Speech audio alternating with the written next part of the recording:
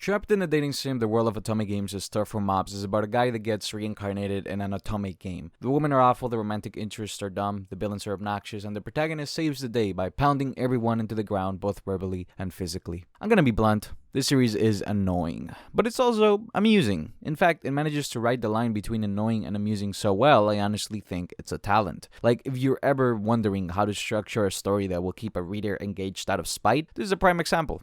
First, let me say if you like Otome game or Otome game isekai, stay away. Aside from the setting, which is nothing but a selling point, there is no real attempt to do meta commentary or parody Otome games. Whenever there's an attempt at commenting on Otome game or Otome game isekai, my reaction was just the eyebrow raised emoji. It's very obvious the author is only vaguely aware of Otome games and their tropes. Like, this is, under that Otome game guise, just another regular isekai. Though, that's not to say it's not worth your time. It definitely is if you are someone who lives for stories about obnoxious villains getting punched in the face. Like, this is a story about being spiteful.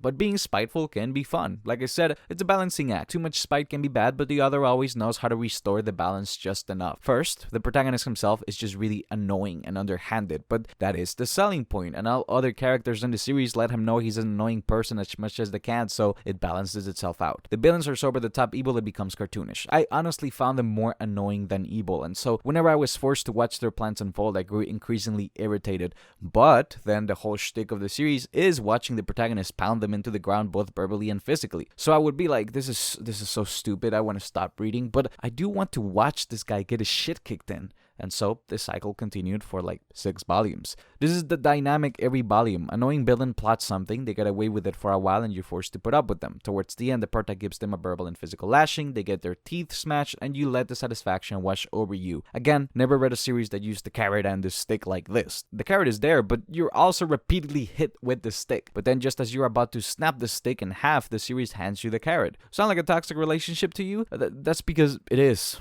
Like, seriously, so many characters are annoying, so you're like, can this guy shut up? And then a character in the story is like, can this guy shut up? And you're like, yeah, tell him.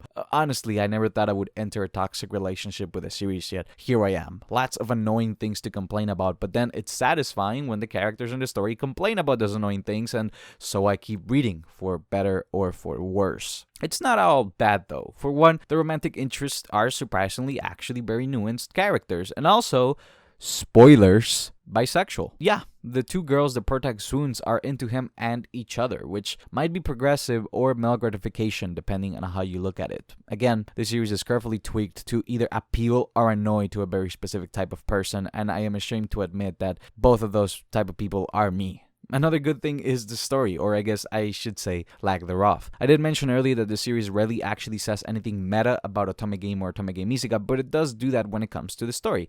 In lots of Otome game isekai, the cheat the girls have is that they know the game so they're able to properly maneuver around relationships in order to get the outcome they need. And sure, that's true to a degree at the start of the series, but later on what becomes amusing about the story is that you're given all these background details regarding the game, and then they almost never actually match up to the reality of our characters. Meaning, even though you kind of know what might happen, you never actually do. It's all just a chain reaction of this character did this, and so now this, and this plot point have completely steered off course, and we have no idea what's gonna happen next, which can definitely be pretty fun, especially since it always leads to big explosive action sequences and the like. I do not recommend this if you're fond of Otome game or really anything female oriented. I mean, the main character literally pounds the romantic interest into the ground with a giant robot, so it's definitely not trying to appeal to that demographic.